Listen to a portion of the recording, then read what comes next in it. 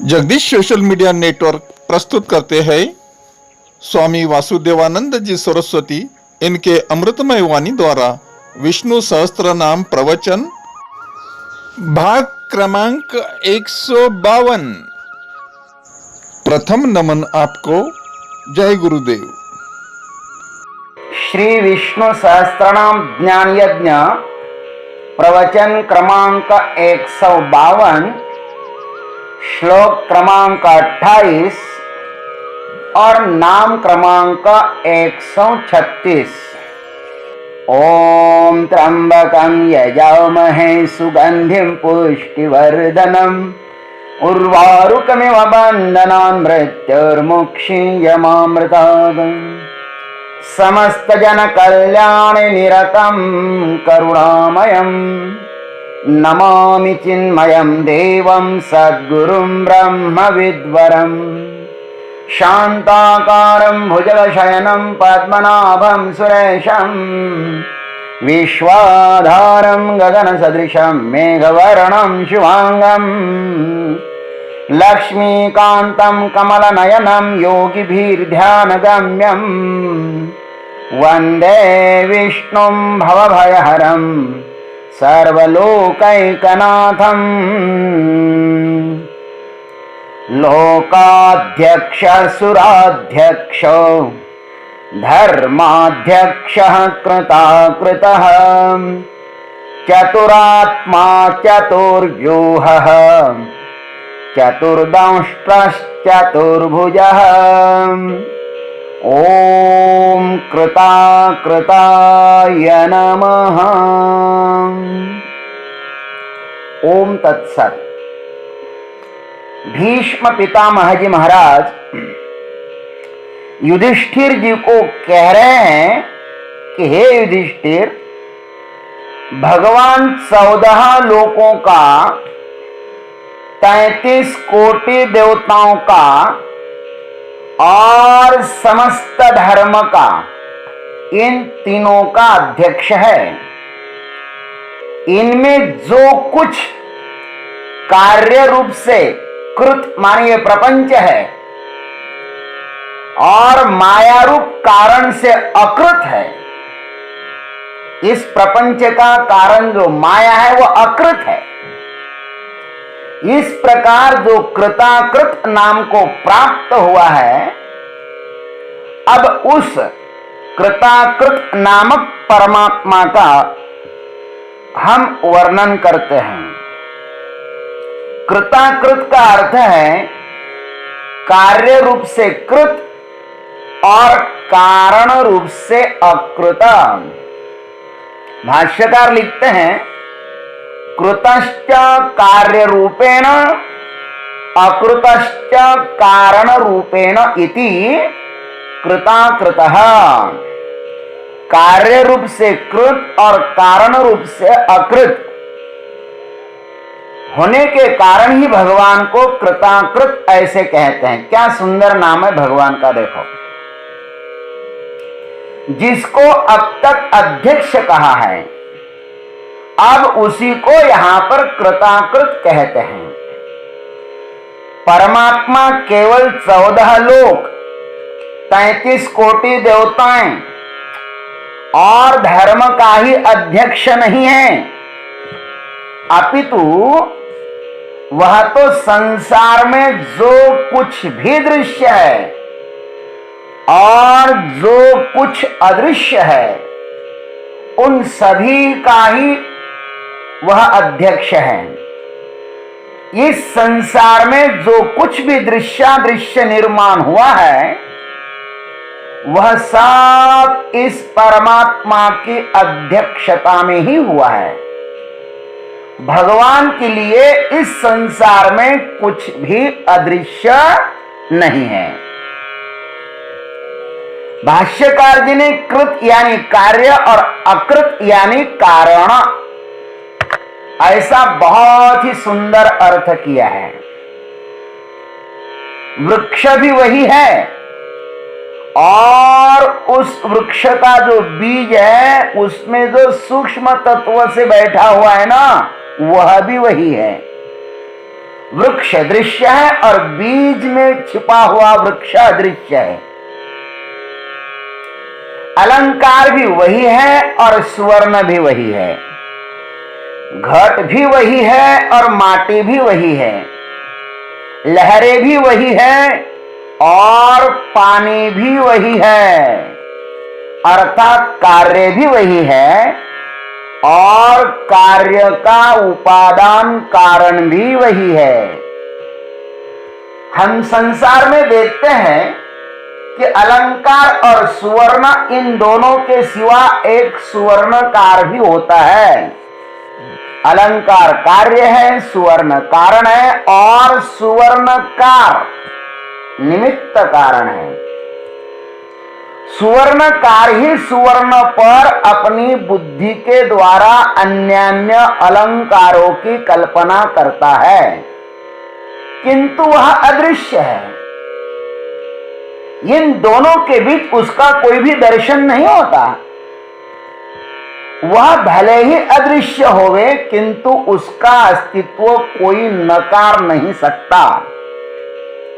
अलंकार बनाने वाले अदृश्य सुवर्णकार का अस्तित्व को तो सिर्फ और सिर्फ अज्ञानी मूढ़ ही अस्वीकार करेगा। अज्ञानी के कारण सुवर्णकार को कोई भी अस्वीकार नहीं कर सकता, है ना। अलंकार है तो सुवर्ण है, और सुवर्ण और अलंकार है तो उस अलंकार को निर्माण करने वाला भी कोई तो है। वैसे ही इस जगत के निर्माण कर्ता का अस्तित्व अत्यंत मूढ़ के सिवा, मूर्ख के सिवा कोई भी अस्वीकार नहीं कर सकता। अर्थात जगत है तो इसका निर्माण कर्ता भी है। सब ईश्वरवादी दर्शनों ने इसे स्वीकार किया है। यम शैवः समुपासते शिव इति ब्रह्मेति वेदान्तिनो बौद्धा बुद्ध इति प्रमाणपटवः कर्तेति नैयायिकाः अर्हन्नित्यथ जैन शासनरताः कर्मेति मीमांसकाः सोऽयं वो विदधातु वाञ्छितफलम् त्रैलोक्यनाथो हरिः। जिस परमात्मा को शैवलोक शिव कहते हैं, वेदांती ब्रह्म कहते हैं, बौद्ध धर्मी बौद्ध कहते हैं, तर्कपटु नैयायिक कर्ता कहते हैं, जैन शासन के अनुयायी अरहन कहते हैं और मीमांसक कर्म कहते हैं, अनेक नामधारी हुआ त्रैलोक्य का स्वामी आपको वांछित फल दे। सबने ईश्वर की अपनी अपनी खोज के अनुसार अलग अलग कल्पना की है। दर्शनकारों की ईश्वर के विषय में अलग अलग मान्यता है, लेकिन दर्शनकारों ने ईश्वर को स्वीकार किया ही है। अद्वैत वेदांत में उस ईश्वर को क्या कहते हैं? माया विशिष्ट क्यों? माया प्रतिबिंबित चैतन्य को ईश्वर कहते हैं और कहते कि यही जीवों के लिए उपास्य है। भामतीकार कहते हैं कि जो अंतःकरणावच्छिन्न चैतन्य है उसे जीव, और जो चैतन्य अंतःकरणावच्छिन्न नहीं होता उसे ईश्वर कहते हैं। वार्तिककारों ने कहा ब्रह्म ही अपनी अविद्या या अज्ञान से संसार निर्माण करता है और वही स्वयं की विद्या या ज्ञान से मुक्त हो जाता है। अतः जीव क्यों व ईश्वर न प्रतिबिंब है और न अवच्छिन्न ही है। स्वयं के अज्ञान के कारण ये ब्रह्म जीव और ईश्वर हो जाता है। वस्तुतः जीवो ब्रह्मैव नापर, ये श्रुति प्रसिद्ध ही है। नैयायिकों ने ईश्वर के विषय में कहा नित्य ज्ञानाद्यधिकरणम ईश्वरः। ईश्वर में नित्य ज्ञान, इच्छा और प्रयत्न ये गुण रहते हैं। पृथ्वी आदि सर्व कार्य है, क्योंकि वह कर्तृजन्य है, और जो कार्य होता है वह सकर्तृक ही होता है। जैसे घट कार्य है ना घट, तो किसी ना किसी ने निर्माण किया है। काणात कहते हैं ईश्वर के विषय में, क्षित्यंकुरादिकम कार्यम स्वर्गापूर्वादि नाम च लिंगम ईश्वर सद्भावे काणादः संप्रचक्षिरे। नित्यंकुरादिकम कार्यम स्वर्गापूर्वादि नाम च लिंगमेश्वर सद्भावे काणादः संप्रचक्षिरे। पृथ्व्यादि अंकुर इत्यादि कार्य व स्वर्ग अपूर्व इत्यादि नाम ये ईश्वर के अस्तित्व के विषय में प्रमाण है, ऐसा काणात कहते हैं। और अपने पातंजल मुनि क्या कहते हैं? क्लेश कर्म विपाकाशयैहि अपरामृष्टः पुरुष विशेषः ईश्वर। अविद्यादि क्लेश, पुण्य पापादि कर्म, सुख दुखादि फल और वासना, इनसे अपरामृष्ट यानी त्रिकाल में भी असंस्पृष्ट ऐसा जो पुरुष विशेष है ना, उसको ईश्वर कहते हैं। और पुराणों में क्या कहा है? परमात्मा परम ब्रह्म निर्गुणम प्रकृत है परः कारणम कारणानांच श्री कृष्ण भगवान स्वयं। ब्रह्म वैवर्त पुराण की बात है। जो परमात्मा परम ब्रह्म निर्गुण प्रकृति से परे और कारणों का कारण है, वही तो यह भगवान श्री कृष्ण स्वयं ईश्वर है। उस परमात्मा को भागवत में इस प्रकार कहा, ब्रह्मेति परमात्मेति भगवान इति शब्दते 1:11। उस ईश्वर को ही ब्रह्म कहते हैं, परमात्मा कहते हैं, भगवान कहते हैं। आदि आदि नामों से उसको कहा जाता है भाई। और वेदांत कहता है कि इस जगत का निर्माता हमारा मायावी ईश्वर जगत से अलग नहीं है, अपितु इस जगत का वह क्या है? अभिन्न निमित्तोपादान कारण है। वही ये सब कुछ बना हुआ है। वह इस जगत का सर्जन भी करता है, विसर्जन भी करता है, और इस संसार का पालन भी करता है। नहीं नहीं, वही तो सब कुछ है। मुंडक श्रुति ने कहा, यथोर्ननाभिः सृजते गृह्णते च यथा पृथिव्यामोषधयः सम्भवन्ति यथा सतः पुरुषात् केशलोमानि तथा क्षरात् संभवति विश्वम्। एक साथ जिस प्रकार मकड़ी जाले को बनाती है और निकल भी जाती है, अन्य साधनों के बिना ही अपने शरीर से अभिन्न तंतुओं को बनाती है और निगलती भी है और उस पर खेलती भी है।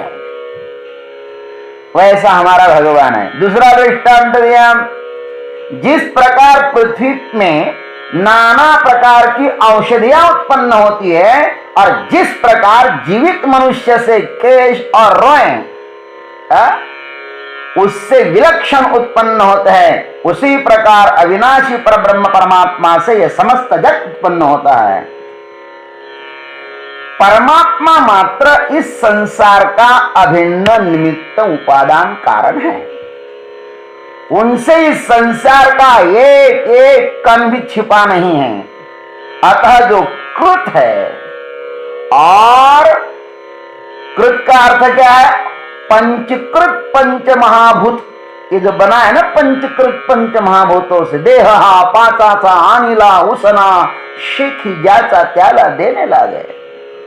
पंचकृत होकर इंद्रिय गोचर होता है ना, तथा जो अकृत, अकृत अर्थात अपंचकृत रूप से इंद्रियों को गोचर नहीं होता।